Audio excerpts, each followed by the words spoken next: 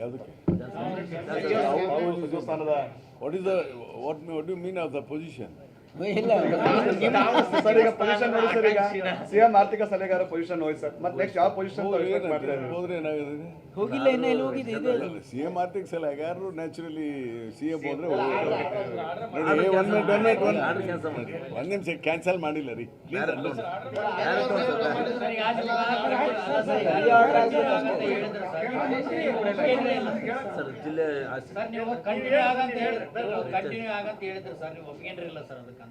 ನಾ ಹೇಳೋದನ್ನ ಬಿಟ್ಟರೆ ಮಾತಾಡಿ ನೋಡಿ. ಬೋರ್ಡ್ ಚೇರ್ಮನ್ಗಳು ಬೇರೆ, I am attach to the chief minister. ಆಮೇಲೆ ಈಗ ಉದಾಹರಣೆ BR ಪಾಟೀಲ್ ಇದ್ದಾರೆ, ಅವರು ಯೋಜನಾ ಇದ್ರದ್ದು ಉಪಾಧ್ಯಕ್ಷರಿದ್ದಾರೆ, ಅವ್ರ ಪೋಸ್ಟ್ ಹೋಗಲ್ಲ. I am like A minister. ಇದ್ರಾಗ ಈಗ ಕಾನ್ಸ್ಟಿಟ್ಯೂಷನ್ನಲ್ಲಿ ಹೇಗೆ ಮುಖ್ಯಮಂತ್ರಿಗಳು ರಾಜೀನಾಮೆ ಕೊಟ್ಟರೆ ಮಂತ್ರಿಗಳು ಸ್ಥಾನ ಆಟೋಮೆಟಿಕ್ ಆಗಿ ಹೋಗ್ತಲ್ಲ, ನಂದು ಕೂಡ. ಯಾಕೆಂದರೆ I am attach to the chief minister.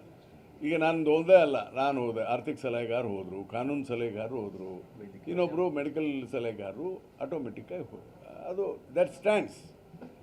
ಹೀಗಾಗಿ ನನ್ನನ್ನೇನು ಶಿವಕುಮಾರ್ ಅವರು ತೆಗೆದಿಲ್ಲ. ಮುಖ್ಯಮಂತ್ರಿಗಳ ಬದಲಾವಣೆ ಆದ್ದರಿಂದ ಸಹಜವಾಗಿ ನನ್ನ ಪೋಸ್ಟು ಇದ್ದಂಥ ಆರ್ಥಿಕ ಸಲಹೆಗಾರ ಪೋಸ್ಟ್ ಹೊತ್ತು ಅವರು ಬೇರೆಯವ್ರನ್ನ ಅಪಾಯಿಂಟ್ ಮಾಡ್ಕೊಂಡಿದ್ದಾರೆ. ಯಾರ? ಅತೀಕ್ ಅವರು ಫೈನಾನ್ಸ್ ಸೆಕ್ರೆಟರಿ ACS ಆಗಿದ್ದರು, ಅವ್ರಿಗೆ ಬೇಕಾದಂಥ ಇದಕ್ಕೆ ಮಾಡ್ಕೊಂಡಿದ್ದಾರೆ. ಅದರಲ್ಲಿ ತಪ್ಪೇನಿದೆ?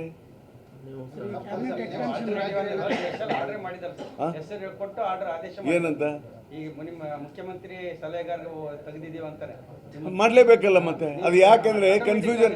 ಹೌದು, ದೇರ್ ಇಸ್ ಎ ಕನ್ಫ್ಯೂಷನ್. ಆ ಥರದ ಪೋಸ್ಟ್ಗಳು ಮೊದಲು ಇರಲಿಲ್ಲ.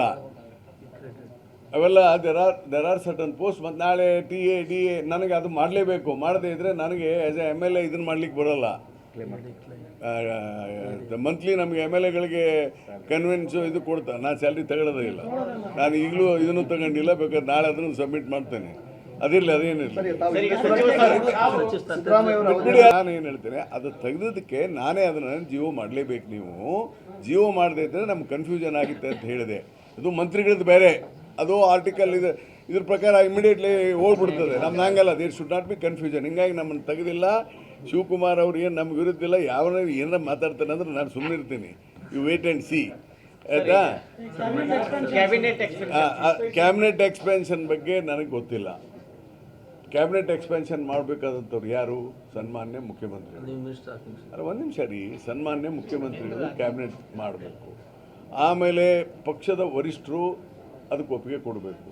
ಹೀಗಾಗಿ it is the priority of the honourable chief minister and the party. ಈಗ ಮಂತ್ರಿಗಳಿಗೆ ಯಾಕ್ರಿ, ನಾನು ಮೊದಲೇ ಹೇಳಿದ್ದೀನಿ, ನನಗೆ ಭಾಳ ಆಸ್ಪಿರೆಂಟ್ ಇಟ್ಕೊಂಡಿದ್ದೀನಿ.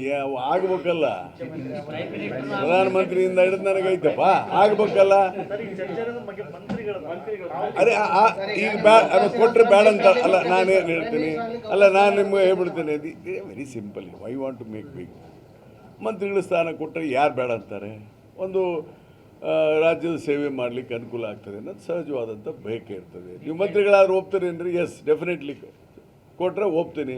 ಆದರೆ ನಾನಾಗಿ ಹೋಗಿ ನನ್ನ ಮಂತ್ರಿ ಕೊಡ್ರಿ ಅದಂತ ಕೇಳುವಂಥ ಇದು ನಂದು ಜಾಯಮಾನ ಅಲ್ಲ. ಆದರೆ ಪಕ್ಷ ತೀರ್ಮಾನ ಮಾಡಿದರೆ ಮತ್ತು ಮುಖ್ಯಮಂತ್ರಿಗಳು ತೀರ್ಮಾನ ಮಾಡಿದರೆ ಅದನ್ನು ಒಪ್ಕೊಳ್ತೇನೆ. ಆಮೇಲೆ ಪಕ್ಷಕ್ಕೆ ನಾವು ನಿಷ್ಠೆಯಾಗಿರ್ತೀವಿ, ಬೇರೆಯವ್ರ ಥರ ಇದು ಮಾಡಿ ಮಾತಾಡೋರಲ್ಲ. ಸರಿ, ಮತ್ತೆ ಮುಂದೆ ಹೇಳಿ ಸರ್. ಈಗ ತಾವು ಹಿಂದೆ ಹೇಳಿದ್ರಿ